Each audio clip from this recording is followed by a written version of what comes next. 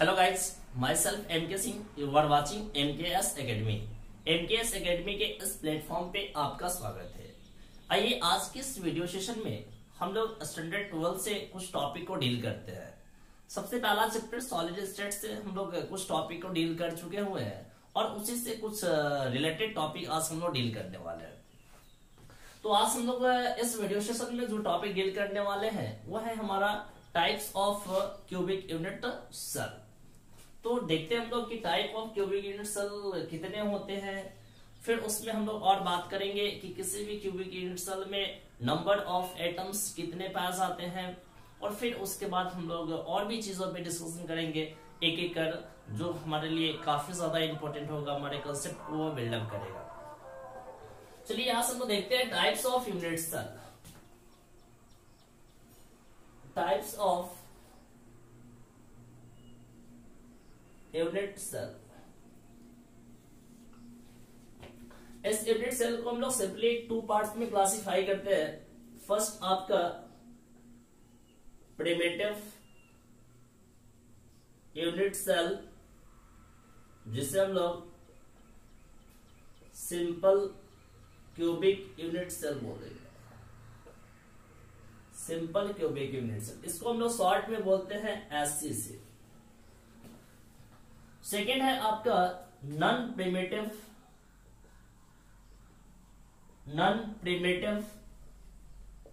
Unit cell, और इसको हम लोग बोलते हैं सेंटर्ड यूनिट सेल। इस सेंटर्ड यूनिट सेल में 3 पार्ट्स आते हैं। फर्स्ट हम लोगों को जो स्टडी करना है वह है आपका बॉडी सेंटर्ड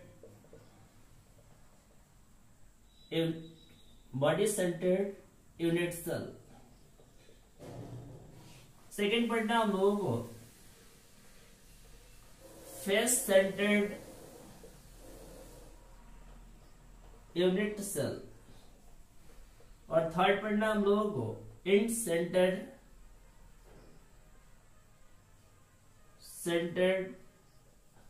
यूनिट सेल। ठीक है, तो आज हम लोग सबसे पहले डील करते हैं यहाँ पे कि आपका SCC क्या होता है। फिर हम लोग बात करेंगे कि body centred unit cell BCC क्या होते हैं। फिर हम लोग बात करेंगे आपका कि FCC क्या होता है, face centred cubic unit cell, और फिर बात करेंगे हम लोग ECC पे। ठीक ना, यहां से काफी ज्यादा चीजें आपका क्लियर हो जाएगा इस टॉपिक को स्टडी करने के बाद। तो आइए सबसे पहले हम लोग हेडिंग डालते हैं सिंपल क्यूबिक यूनिट सेल।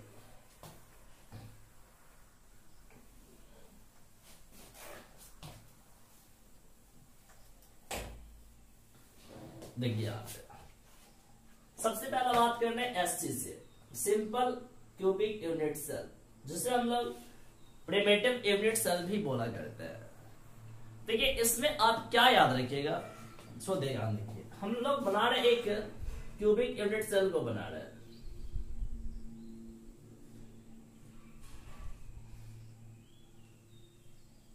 ऐसा तो वैसा क्यूबिक यूनिट सेल जिसमें एटम्स जो हो, एटम्स, मॉलिक्यूल्स और आयंस जो हो, उस क्यूब के सिर्फ और सिर्फ कॉर्नर्स पे पाए जाते हो। यहां पे इसका कॉर्नर्स हो गया, ये कॉर्नर्स हो गया। किसी भी क्यूब में नंबर ऑफ कॉर्नर्स जो होते हैं वो 8 होते हैं, यानी प्रत्येक कॉर्नर्स पे एटम प्रेजेंट है। ओनली वन, कहां पे? कॉर्नर्स पे। क्यूब के प्रत्येक कॉर्नर्स पे यदि एटम प्रेजेंट है तो उसको हम लोग बोलेंगे क्या चीज? SCC। क्या बोलेंगे? Simple cubic unit cell. Atoms are present only at the corners of cube, तो उसको हम लोग क्या बोलेंगे? सिंपल क्यूबिक यूनिट सेल बोलेंगे। यहां पे सेकेंड हम लोग बात करते हैं BCC के बारे में। देखिए BCC जो है वो किस कैटेगरी का है? सेंटर्ड क्यूबिक यूनिट सेल है। तो जितने भी सेंटर्ड क्यूबिक यूनिट सेल होंगे प्रत्येक के कॉर्नर्स पे एटम पाया जाएगा। उसके बाद कुछ एक्स्ट्रा एटम्स जो होगा वो या तो उसके बॉडी के सेंटर पे पाया जाएगा, या फेस के सेंटर पे पाया जाएगा, या अपोजिट फेस के सेंटर पे पाया जाएगा, तो उसके आधार पे हम लोग सेंटर्ड क्यूबिक यूनिट सेल को क्लासिफाई करते हैं। तो यहां पर जब हम लोग बात करेंगे बीसीसी के बारे में, body centred cubic unit cell के बारे में, तो आपका प्रत्येक कॉर्नर्स पे एटम पाया ही जाएगा और वन एक्स्ट्रा एटम जो होगा वह उसके बॉडी के सेंटर पे पाया जाएगा। तो बॉडी के सेंटर पे पाया जा रहा है, इस वजह से उसका नाम जो होगा वह क्या होगा, बॉडी सेंटर्ड यूनिट सेल होगा। ऐसा मैं बोल रहा हूं यहां पे।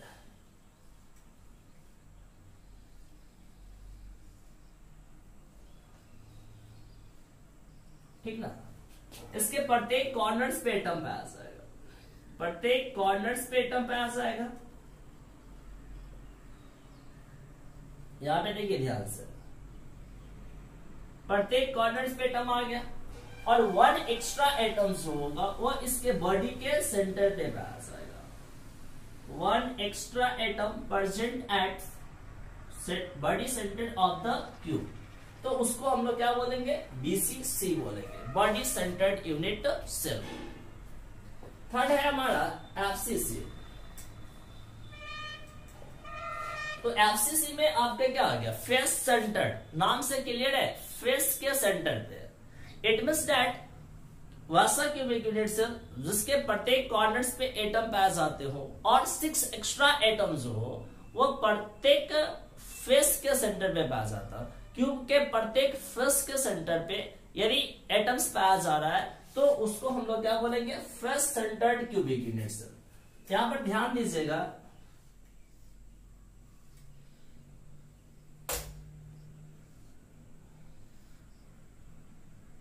ये आपका क्या है, क्यूबिक यूनिट सेल हो गया। अब मान लेते हैं कि यहां पे इसके कॉर्नर्स पे एटम है, ईच कॉर्नर्स पे एटम्स प्रेजेंट होगा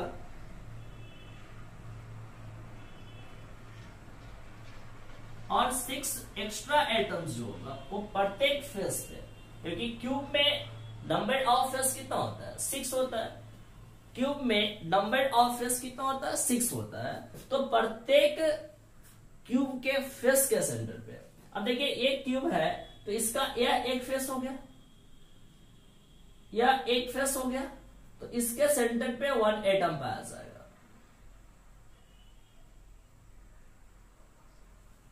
उसका देखिए यहां पर इसका एक फेस यह हो गया,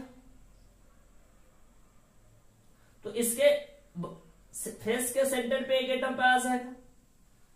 यहां पर देखिए इसका 1 फेस यहां पर है, तो इसके बॉडी, इसके फेस के सेंटर पे पाया जाएगा। फिर यहां देखिए इसका यह एक फेस हो गया, तो इसके सेंटर पे एक एटम को डाल दीजिए। अब देखिए यहां पे एक फेस आपका ये सामने वाला फेस है, ये मेरा सामने वाला फेस हो गया, तो इसके सेंटर पे डाल देते हैं। और एक फेस जो है पीछे वाला होगा, ये वाला, तो इसके सेंटर पे। यानी कि इस केस में आप क्या देख रहे हैं कि प्रत्येक क्यूब के कॉर्नर्स पे एटम प्रेजेंट है और साथ में 6 एक्स्ट्रा एटम, 1 2 3 4 5 और 6 एक्स्ट्रा एटम जो है वो प्रत्येक फेस के सेंटर पे पाया जा रहा है, तो उसको face centred cubic unit cell बोला करेंगे। अब फोर्थ हमारा बच गया ईसीसी, इसको बोलते हैं हम लोग end centred cubic unit cell. तो end centred cubic unit cell में आपको क्या करना है, सो देखिए ध्यान से। तो यहां पर 6 मतलब कि आपका इस जो क्यूबिक यूनिट सेल होगा उसके प्रत्येक कॉर्नर्स पे एटम पाया जाएगा और 2 एक्स्ट्रा एटम्स जो होगा वो क्यूब के अपोजिट फेस पे, अपोजिट फेस के सेंटर पे पाया जाएगा। देखिए कैसे,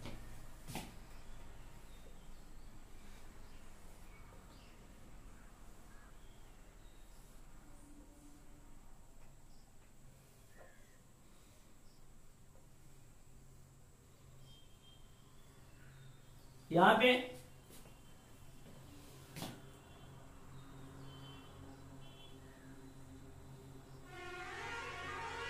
प्रत्येक कॉर्नर्स पे एटम होगा,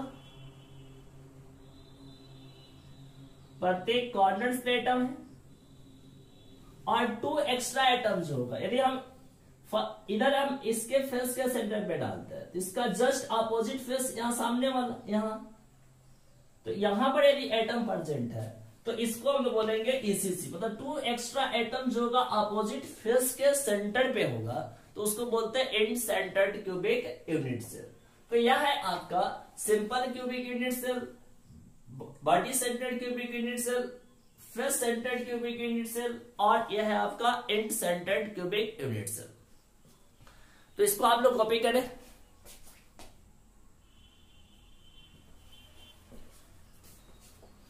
चलिए, इसके बाद हम लोग देखते हैं कि किसी भी क्यूबिक यूनिट सेल में कैसे हम लोग नंबर ऑफ एटम्स को पहचानते हैं, या उससे पहले हम लोग एक दो और चीज पे डिस्कशन कर लेते हैं। कंट्रीब्यूशन ऑफ एटम्स, पहले इसको आप लोग नोट कीजिए फास्ट।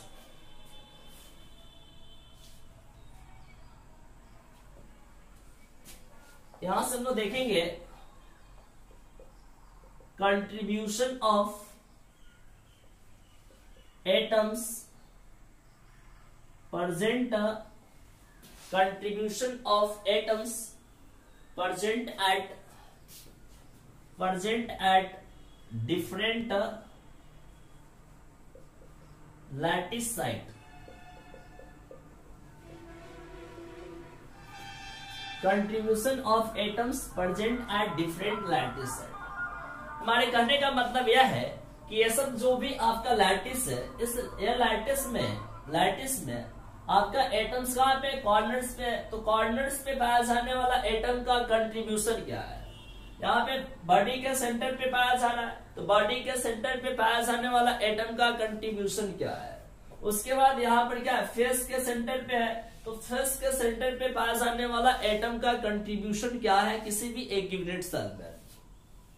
तो इसके लिए हम लोग देख रहे हैं, ठीक है। तो आप यहाँ पे सबसे पहला पॉइंट याद रखिएगा क्या चीज, कि किसी भी कॉर्नर्स, किसी भी क्यूब का जो कॉर्नर्स होता है, किसी भी क्यूबिक यूनिट सेल का जो कॉर्नर्स होता है वो 8 क्यूब में कॉमन होता है।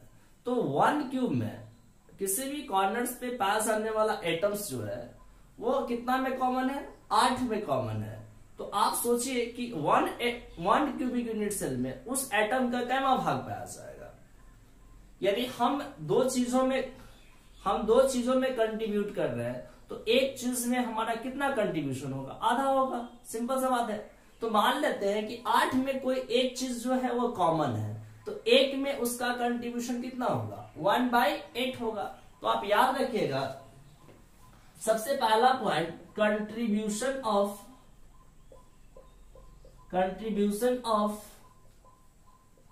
Atoms due to its coordinate कितना, तो 1/8, क्योंकि 8 क्यूब में एक कोऑर्डिनेट्स जो होगा, 1 एटम्स जो होगा वो कॉमन होगा। आपका फेस जो होता है वो 2 क्यूब में कॉमन होता है। फेस के सेंटर पे पाया जाने वाला एटम्स जो है वो 2 क्यूब में कॉमन होता है, 2 फेस में कॉमन होता है, ठीक ना, 2 क्यूब के 2 फेस में कॉमन होता है।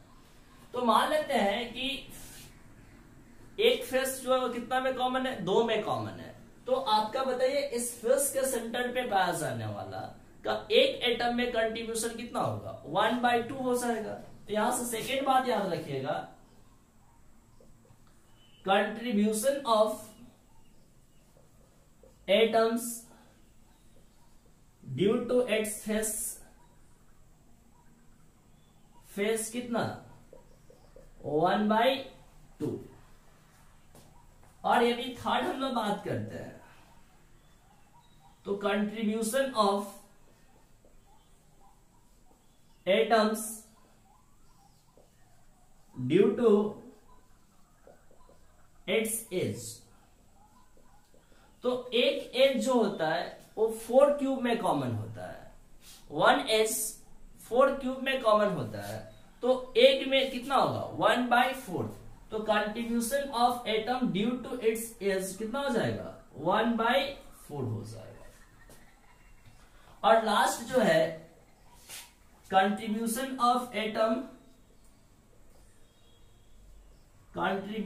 ऑफ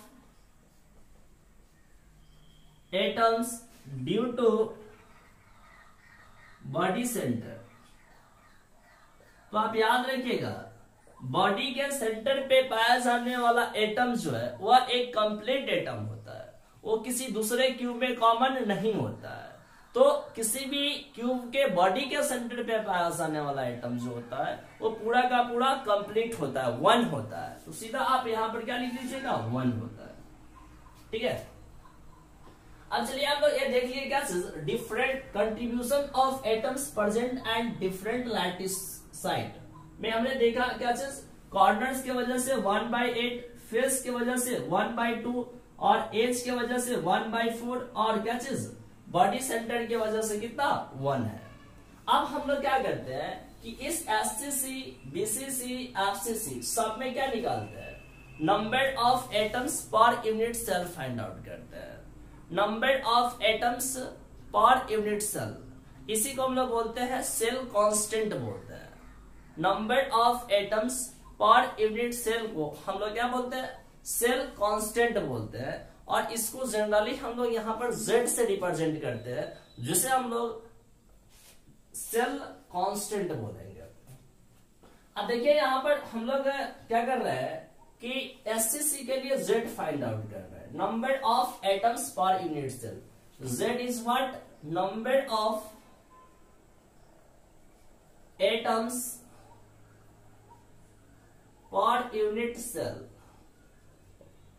Z यहां पर क्या है, number of atoms per unit cell, जिसे हम लोग और क्या बोल सकते हैं, इसको हम लोग यूनिट सेल कांस्टेंट बोलते हैं। क्या बोलेंगे, unit cell constant, number of atoms per unit cell को ही हम लोग क्या बोल रहे हैं, यूनिट सेल कांस्टेंट बोल रहे हैं।